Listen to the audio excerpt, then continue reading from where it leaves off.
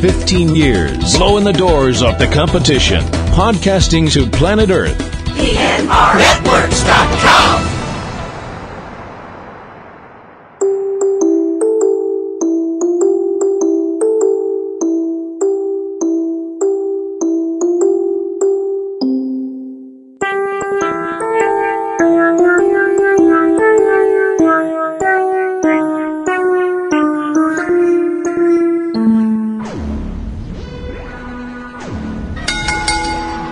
Now entering the PNR Networks arena, coming down the aisle from Revere, Massachusetts, weighing in at absolutely none of your business.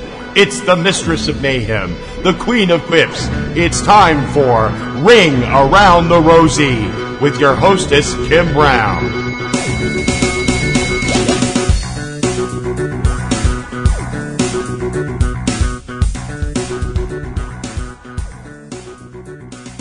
Hello, everybody. Welcome to another week here on Ring Around the Rosie. I am your host, Kim Brown, a.k.a. Platinum Rose Lady, coming to you on January 30th, 2020. Oh, gosh. We're almost through the first month of a new decade. That is nuts. That is just bonkers. Oh, my gosh. I can't believe it. I hope everybody has been having a wonderful first month of 2020, and I hope you haven't broken every New Year's resolution you made. I haven't, because I actually made a few, like, just little small personal things, and I actually been keeping to it, so I'm kind of like, yay me. So far, things up here have been pretty okay for Massachusetts in the wintertime. We're not, like, hip deep in snow, so yay! That's my big answer for everything. Even if it's, like, 20 degrees below nothing, I'm like, is it snowing? Nope. Perfect day. Perfect day. Loving it. So, I mean, it's not like we're not a hale and hearty bunch up here in New England, but there does come a point when you're like, you know what? If I see one more flake of snow, I'm going to lock myself in the bathroom until it's July, because it's very, very rare we get snow in July. We have gotten snow in April. That was fun. But, okay, so what's going on that we can talk about? Well, obviously, there's something very huge happening this weekend, and that would be the Super Bowl, yay! Which is going to be held in Florida, I believe. It's going to be at the Hard Rock Stadium in Miami Gardens, Florida. Normally, I don't like corporate names for buildings, but actually Hard Rock Stadium actually sounds pretty cool. That sounds like the kind of place where they just have heavy metal concerts 365. That would just be awesome. And it's going to be the San Francisco 49ers against the Kansas City Chiefs. So in other words, it's not the Patriots, so New England doesn't care. Sorry. Truth hurts. I know there's a lot of football fans in other parts of the country that want to kick my ass right now. And there's a lot of Patriots fans right now going, she's not wrong. Obviously, just real quick though, a lot of people have been talking about Tom Brady, recently, because Tom and his family have moved. They're talking about moving, and people are like, oh, where are they moving to? Panic, panic, panic. And I'm like, you know what? Not for nothing, considering that I don't really pay attention to football or watch football or get football. Sorry, KJ and Jeff. I just don't get it. There's too many rules. All these people who are freaked out about what Tom Brady might do next, considering for the past year and a half, some of you people have been all like, oh, Tom Brady should retire. He's had it, blah, blah, blah. And now you're freaking the fuck out. You reap what you motherfucking sow. Deal. So, it'll be interesting to see what happens at the halftime show. That'll be interesting because Jennifer Lopez and Shakira are going to be performing, and they're both amazing singers and, very beautiful ladies. Personally, Shakira is one of my favorite singers. I think she's fantastic. I don't get some of her stuff. I'm kind of like, okay, that was different. But, I like Lady Gaga, so I'm used to different. I'm totally fine with different. So, few other things before we talk about the Royal Rumble, which was last week, and we're going to go through my little recap thing. Couple of things that I'd like to bring up. Obviously, one thing that I'm kind of like, okay, that's interesting. that happened earlier today. The WWE, in their infinite wisdom, take that however you want, have filed for the right to trademark a name, an actual person's name, not like, a name of a person, like, a nickname like Stone Cold or The Rock or whatever. They want to put a trademark on Victor. Victor, who was one half of the Ascension with Connor, because they have left the WWE. And they're going to be working hopefully they'll be working, independent shows, in the following months. And I wish them all the best and continued support out there and all that stuff like that. I just think it's weird that they're going to try and trademark Victor. I'm assuming like just the spelling, because it is spelled differently than everybody else spells Victor. It's Viktor instead of Victor. Victor, if you're listening to this, make the most of that. You know how you do that? Change your name to Doom. That way, when you do an interview, you can go, "There is no Victor. There is only Doom." The only good line from Fantastic Four. Trust me, I can say that. I've seen that movie, and I deserve a medal, or at least a cookie, for seeing it. Okay. The big news today is more of like along the business line of stuff, and that would be the fact that there's been a large shakeup in the WWE in the boardroom, with the announcement that the co-presidents of the WWE, whose names are not and do not end in McMahon, surprisingly enough, a man named George Barrios and Michelle Wilson, are going to be leaving the company, and that being effective like now, and are not going to be on the board of directors any longer. Now, what this means for actual storylines and stuff and all of that, probably not a whole hell of a lot. Now, if anyone was to ask my opinion, which I note nobody is, yes, I kind of paraphrase The Lord of the Rings. I'm a nerd, I know. I think this only happened because Vince McMahon can't fire the internet, much as Vince would like to fire the internet. Some of us have very long memories, Vince. Because the ratings have been, not great.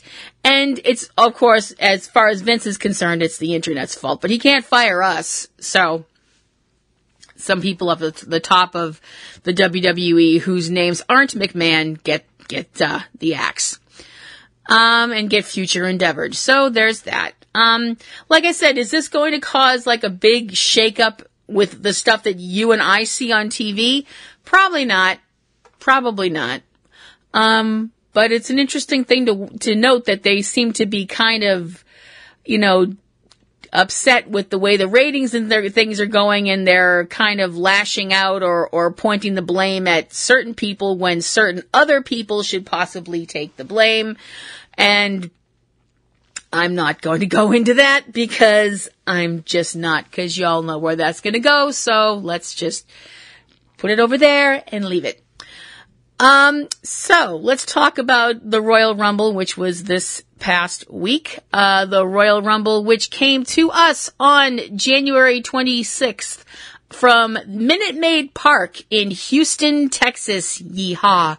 I had this really great idea, and I brought it up on Twitter, and I'm still sticking by it. I'm still owning it. So I still think that it would be really, really awesome if somebody built like a premium vodka bar or liquor store or something as close to Minute Maid Park as they could, then they could call it the Screwdriver. I'm sorry. It's just, this is my sense of humor, and this show is free. So what do you want? It's just, it is what it is, folks. So pre-show wise, we had 2 matches to kick off the show, and the first match was Sheamus going against Shorty G, and good grief, I hate that name. Oh, sweet mother of pearl. I hate that name. I'm sorry. The man's name is Chad Gable. Could we just call him that, please? It's nice to note that now the fans can't do the whole "you look stupid" chant at Sheamus anymore, because he doesn't look stupid anymore. I mean, it's kind of a cause and effect thing. You don't look stupid. People don't chant "you look stupid" at you anymore. It's really kind of, it's kind of a whole circle of life thing. The end of the match saw Sheamus using the brogue kick on Shorty G. Please get rid of that name. And Sheamus got the W. The next match on the pre-show was Andrade, accompanied by Zelina Vega. Andrade is the United States champion at this time. Going against Humberto Carrillo. This was a really good match. And I don't say that like I'm surprised it was a good match, because I wasn't, because they work really, really well together. The finish of it saw an attempt at a Hurricane Rana from Carrillo, and Andrade did a counter, which caused a roll up to occur, and he wound up keeping his belt. Lots of interference from Zelina Vega, whom I can't stand, which is her job, so good for her. The first match of the show, I was a little like, okay, so we're going to get this out of the way so I don't have to pay attention to anything else the rest of the show, okay? With a Falls Count Anywhere match with Roman Reigns going against King Baron Corbin. Oh, gosh. Oh, every time I say that, my gag reflex just goes off. And I have a pretty strong gag reflex. You wouldn't believe some of the things that, anyway, moving forward. So as I mentioned, this was a Falls Count Anywhere match. Now, I don't know why, stupid me, apparently a Falls Count Anywhere match has the same rules as a no DQ match. I guess. Okay. Because, Reigns beat the living shit out of Corbin for, quite a lot of the match, while I laughed like a supervillain. And at one point, he was jumped by Dolph Ziggler and Robert Roode, aka Corbin's biatches, which caused Jimmy and Jey Uso to come out and level the playing field. The whole thing of it ended with Roman using a Superman punch followed by a spear, and Corbin got pinned, and so Roman won the match. So I was completely like, okay, yeah. Pardon me while I go off in the bathroom for a minute. If you hear any banging around, that's the pipes. And if you hear anything that sounds like moaning, that's the pipes too. Dang noisy pipes. There was a backstage segment with Kevin Owens and Samoa Joe, the best friends forever. I don't know, but not really, because it was very much like, I can probably eliminate you, but I'm definitely going to eliminate you if it happens, that kind of thing. Because Samoa Joe and Kevin Owens are both like, well, I'm the alpha male. No, I'm the alpha male kind of stuff. It's like, okay. Next up was the ladies battle royal. The ladies Royal Rumble. So, and that would determine who would be the, whoever wins gets to pick which lady they would like to face. I'm going to go through who was in the match, and then I'm just going to talk about who won. The first participant was Alexa Bliss, followed by Bianca Belair, who I have to admit I don't know a lot about, other than the fact that she's really good. And her hair is amazing. I'm sorry. Oh gosh, that really sounded shallow. But it is. It's frickin' amazing. The next person, I'm sorry. I thought Roman beating the crap out of Baron Corbin was gonna be like the highlight of my night. I was wrong. The highlight of my night was seeing the return of Mighty Molly. Oh my gosh. Oh my stars and garters. This made me so happy. I just was beyond blissful at seeing Mighty Molly. Although I was kind of like, okay, so we've got the cape, but we don't have the rest. Who cares? I'm happy. Molly's back. Yay! Following that was Nikki Cross. And following her was Lana. Yahoo! And then Mercedes Martinez. Mercedes Martinez, who was somebody that I know because I used to see her in a lot of local feds here in New England, and she was awesome. Following that was Liv Morgan, and that turned into a big slugfest between her and Lana because storyline, ugh. You know, that storyline none of us can stand, and they keep shoving down our throats. Then following her was Mandy Rose, Candice LeRae, Sonia Deville, Kari Sane. Kari, please go back to the pirate gimmick. I mean, I was terrified you were going to drive that spyglass right into your brain, but it looked so much better than the look you've got going now, which I don't even know what the hell the look you've got going now is, besides the fact that it looks slightly better than Asuka's look, and considering that Asuka's look is completely, holy fucking fuck what happened. Moving forward, number 12, Mia Yim from NXT. Number 13, Dana Brooke. Number 14, Tamina. Number 15, Dakota Kai. Number 16, Chelsea Green. 17, Charlotte Flair. Charlotte, gotta talk about your outfit. Loved it. My husband was a little bit like meh, but I liked it. I thought it looked really good. I like the high collars on her. They work on her. Certain people can wear them, certain people can't. Charlotte can wear them. And then talking about someone who I was like, wow, holy cow, she looks amazing. Number 18 was Naomi. And not that Naomi didn't look awesome before, because she did, but wow. I mean, just fuck me. Wow. She looked incredible. Number 19 was Beth Phoenix, which also made me insanely happy because Beth Phoenix is awesome. Number 20 was Toni Storm, who is a wrestler from NXT UK. And number 21, Kelly, which completely, I was like, Kelly? Okay. Following her was Sarah Logan. Following her was Natalia. Number 24 was Jia Lee. I hope I said that even close to correctly. I probably didn't. And if I didn't say it right, I'm super duper sorry. Following her was Zelina Vega. And following Zelina was Shotzi Blackheart. I just love saying that name. Shotzi! We were doing that all night long, my husband and I. We just sat there and just kept doing it because it was just funny. It's kind of like Toasty from Mortal Kombat. Number 27, Carmella, followed by Tegan Nox, and then Santina Marella. Because it's 2020 and we get a drag act. And not a good one. I have no problem with drag acts. I have a problem with bad drag acts. Following Santina, I want to bring up, eliminated herself because she came face to face with Beth Phoenix and they had a past. So, not for nothing, but if you're going to come face to face with a pissed off Beth Phoenix, I'd leave too, as quickly as humanly possible. And the last person was Shayna Baszler from NXT. This was fun. I thought it was fun. They were, the whole Santina thing. I was like, we're really gonna do this now in 2020. Are you fucking serious? But what are we gonna do? A couple of times, Mandy Rose almost got eliminated, but she was saved by Otis, who is smitten with Mandy. Good for you. I would actually like them storyline-wise to actually have it turn out that Mandy likes him back and isn't just using him like some shallow bitch. They're not going to do that because the WWE is mostly written by men and they view all attractive women as shallow, insane bitches. So that's not going to happen. I'd like to think it would though.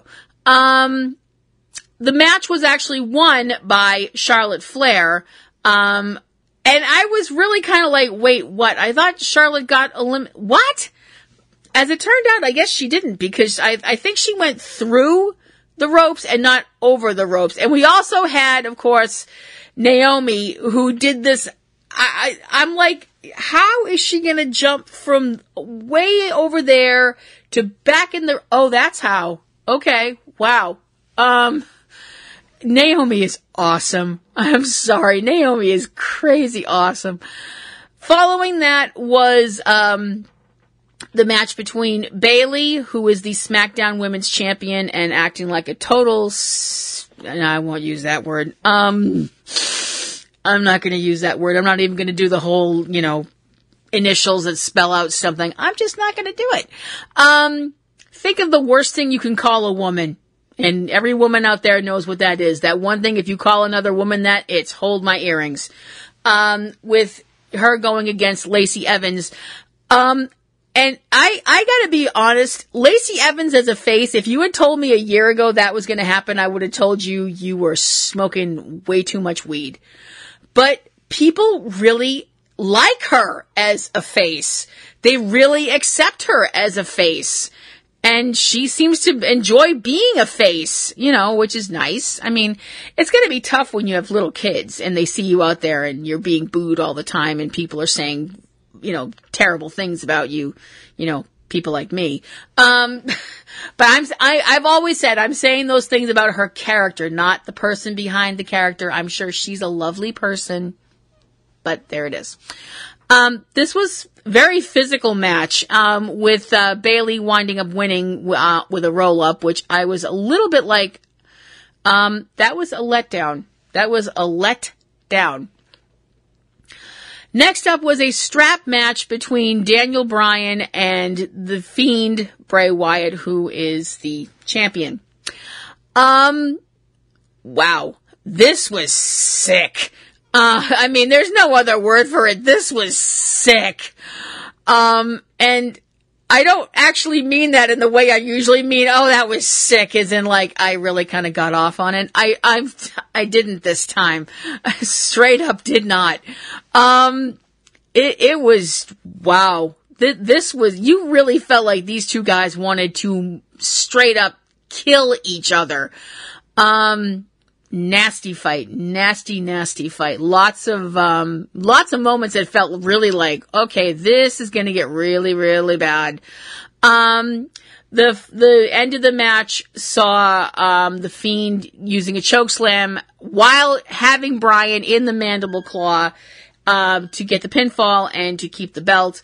Following the end of the match, the medical personnel came out and checked on Daniel. He walked on his own out of the ring, kept trying to walk to the back and kept stumbling.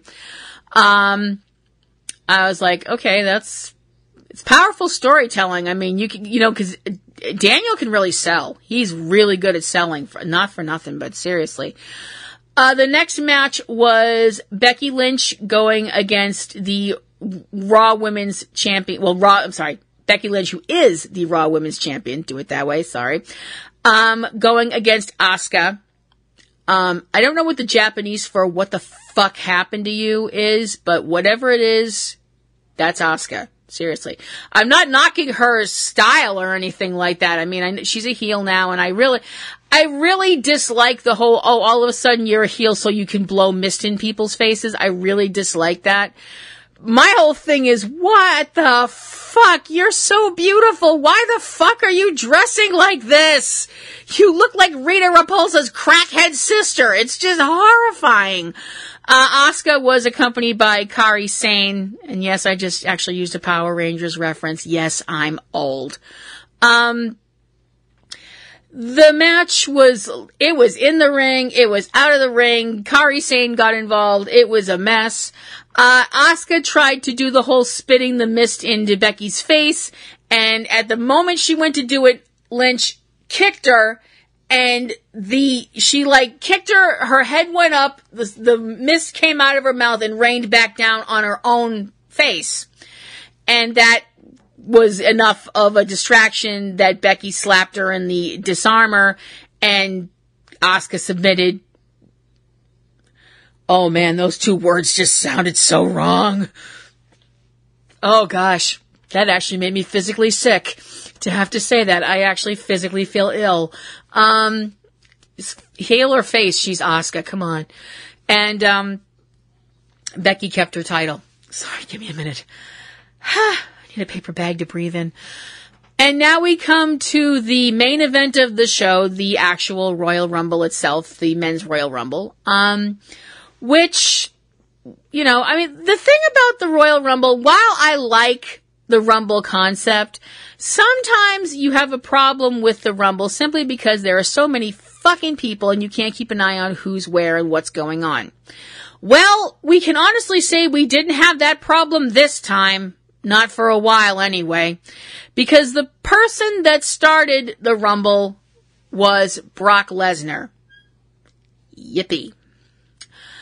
And the following 11 people, the following, people after him were all eliminated by Brock Lesnar. Those would include Elias, who is apparently a face again, so yay. Eric Rowan and whatever the fuck he's got in that pet carrier from hell. Robert Roode, John Morrison, Kofi Kingston, Rey Mysterio, Big E, Cesaro, Shelton Benjamin, and Shinsuke Nakamura, who were all sent out by Lesnar, followed by, and no, we're not done, Montel Vontavious Porter, interesting to see him back, Keith Lee from NXT, this is the guy that gave Roman Reigns such a hard time at Survivor Series, and Brock Lesnar kind of just didn't even seem to be too fazed by him.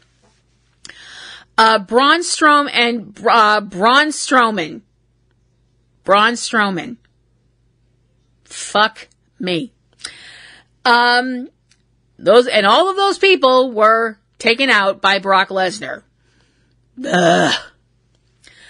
The next person was Drew McIntyre. Please keep that name in mind. Just for the record, Brock Lesnar eliminated 13 people in the Rumble. Yippee. And Brock Lesnar was eliminated by Drew McIntyre. Does that mean I would go down to the ring and get on my knees and suck Drew McIntyre's, no, actually it doesn't. I would go down to the ring, go down on my knees and give him a firm and hearty handshake and a well done, but, there's some places I'm not even going to go. But seriously, I was just kind of sitting there going, thank you, Drew. And I'm just fooling about Drew, to be honest with you. He is really not he's really a good wrestler, and he's not a bad looking dude. I mean, he is actually, I'd like to say he's got a nice smile when he smiles, but I am sitting here thinking to myself, I have never seen that man smile. I've seen Brock Lesnar smile. That's disturbing. But I actually don't think I've ever seen Drew McIntyre smile. That's sad. Oh gosh, I feel bad now. Oh. My husband's gonna hear this and go, do not fucking turn Drew McIntyre into a whoopee, Kim. I will not be happy. Following him into the ring at number 17 was The Miz, who is a heel again, I think, or a tweener. I don't know. I personally like Miz. I've mentioned this before. I like Miz better as a face. He's fine as a heel. He's great as a heel.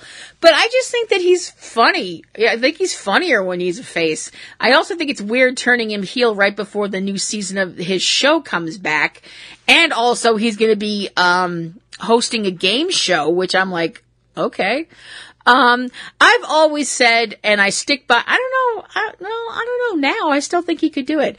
I've always thought that Miz would have made a kick-ass, Johnny Blaze in a Mortal Kombat movie if somebody actually wanted to do it right. Sorry, Lyndon Ashby, and sorry, guy who played Johnny Cage in Mortal Kombat Annihilation for all of 6 minutes. I'm sorry. You know who else? I'm going off on a tangent now, but fuck it, it's my show. If I was gonna cast Miz as a superhero, if you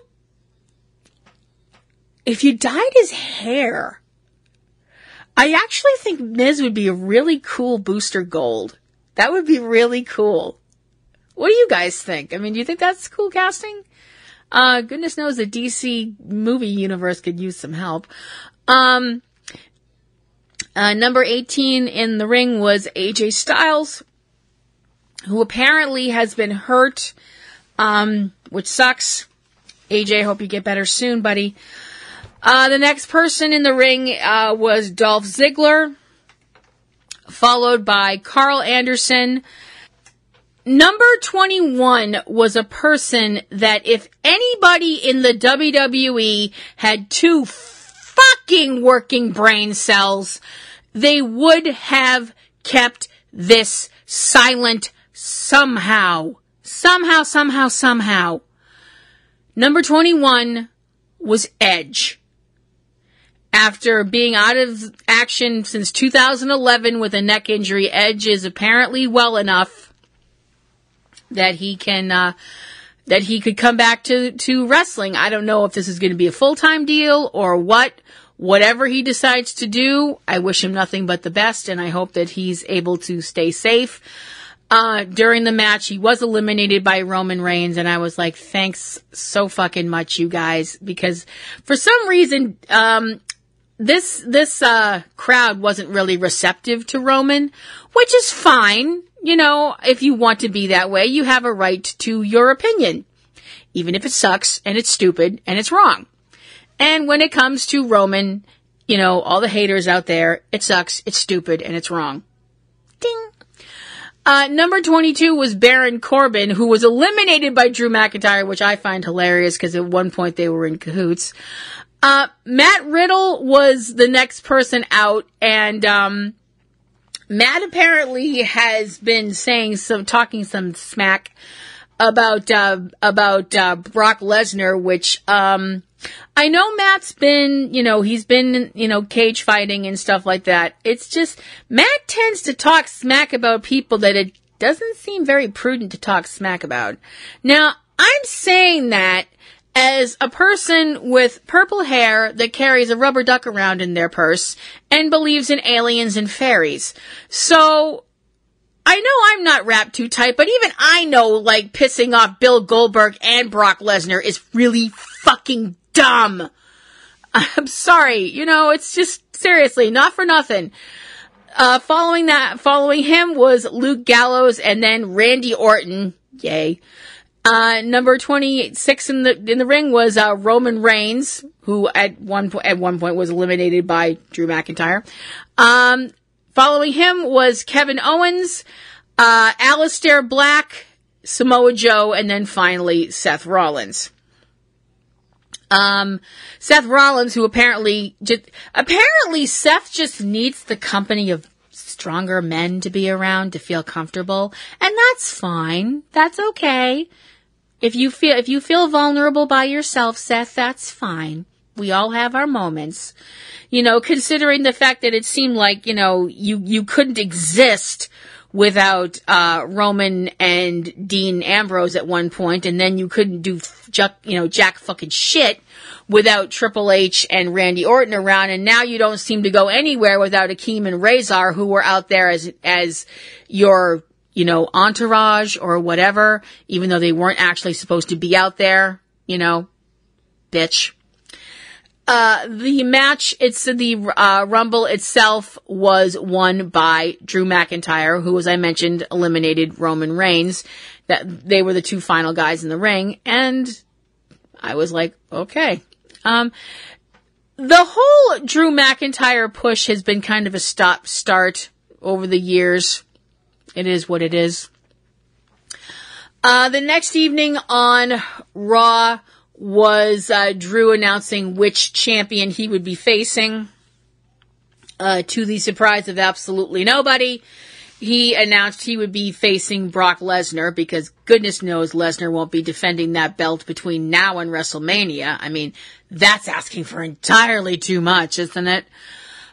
Charlotte, who won the Ladies Royal Rumble, said that she was going to face one of the champions, but she hadn't decided whom yet.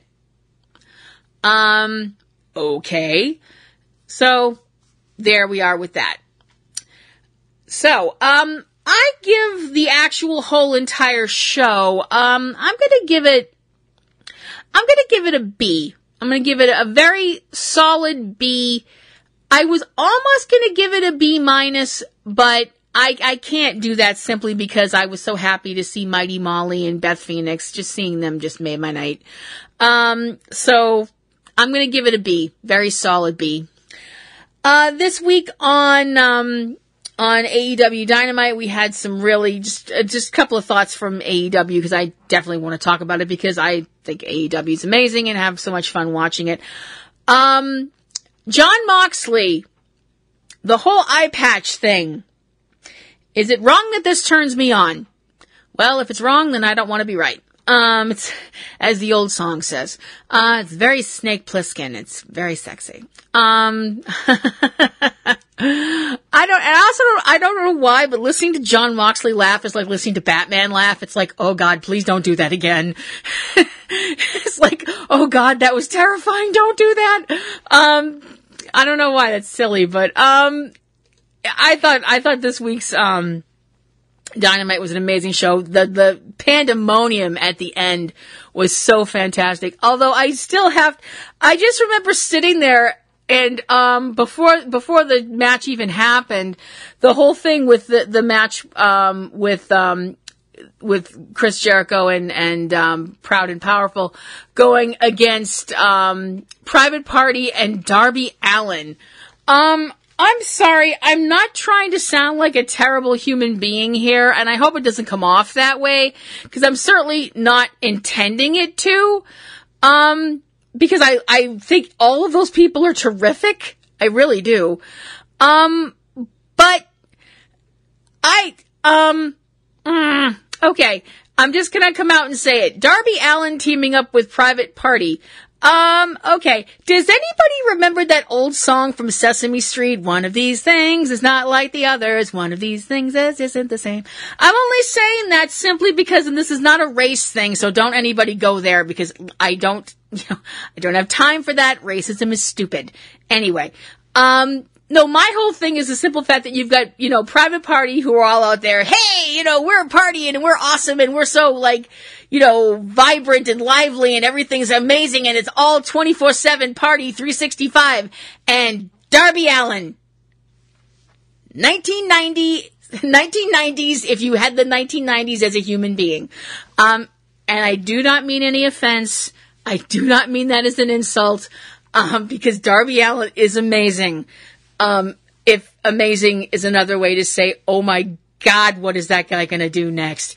Cause he's fantastic. He's fantastic in the ring. I think he's really charismatic. But oh my God, he terrifies me. I'm just like, that whole match, that whole Cracker Barrel match that he was in with him and Joey Janela and, I can't, Staple Gun guy. I'm sorry, I've lost his oh gosh, I can't believe I said that. I'm sorry, that match was one of the most fucking insane things I think I've ever seen in my life. It was just completely like, what just happened? It was fun. It was Jimmy Havoc. I knew I'd get it if I thought about it.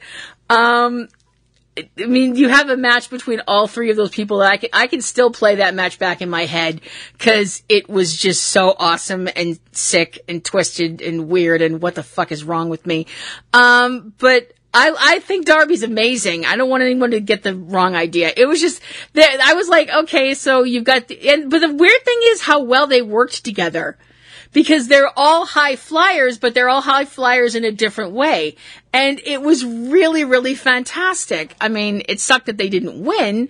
But it was fantastic. And then you had the whole, breakdown thing at the end of it with just a complete fucking, amount of insanity. And oh my gosh, here comes John Moxley with a baseball bat.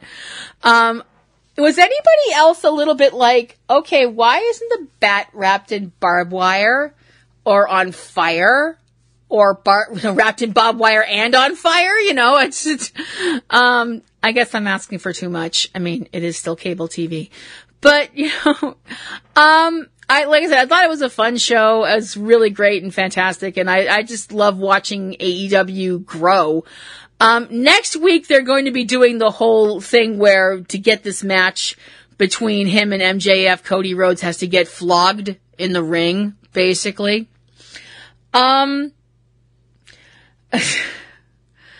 Okay, You know, there's so many things I could say here, and not one of them is appropriate. Not one. I mean, I know my show is not safe for work, but I don't want to be like, I'm not going to be that show. That's not going to be me. I don't know when the heck they're going to do this in the show that would actually be like feasible to do it. Cause they only run from 8 to 10. I know like after 10 o'clock, it's usually anything goes, but so I'm kind of like, are they going to wait till like the very end of the show to do this? I guess we'll have to wait and see. Okay. So that is going to do it for my little old podcast this week. I hope you guys enjoyed my ramblings in wrestling and other stuff. If you have any questions, comments, queries, complaints, money, chocolate, pictures of your dog, pictures of your cat or your cactus or whatever you'd like to share, platinumroselle@yahoo.com. You can also follow me on Twitter if you want at platinumroselle@twitter.com. And you can check out all of our other shows. And if you'd like to be part of our patron circle, you can do that as well. If you'd also like to drop a line to my husband, TC, who is the person that designed my website and designs all of our websites because he's super crazy, wicked talented, you can find his email and do that as well. And check out all of our other shows, our movie podcast, his disaster movie podcast, and the shows from our friends Eric and Valerie and Anthony Lamberti, and all of the fun stuff that we do. And if you guys wouldn't mind slipping some coin our way, you can also do that as well. That would be super duper appreciated. So, this is Kim Brown signing off for another week here on Ring Around the Rosie, and hoping you guys have a great rest of your week. And I'll see you next time. Bye!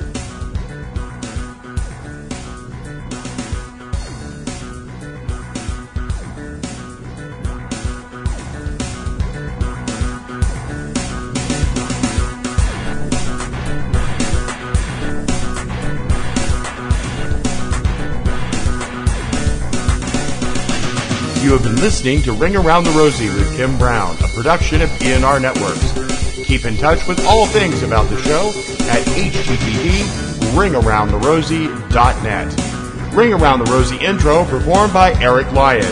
Ring Around the Rosie theme by Digital Juice. Join Kim for a new Ring Around the Rosie every Wednesday.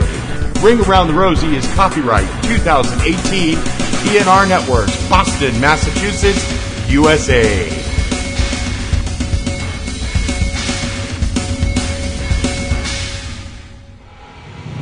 15 years, blowing the doors off the competition. Podcasting to planet Earth. PNRNetworks.com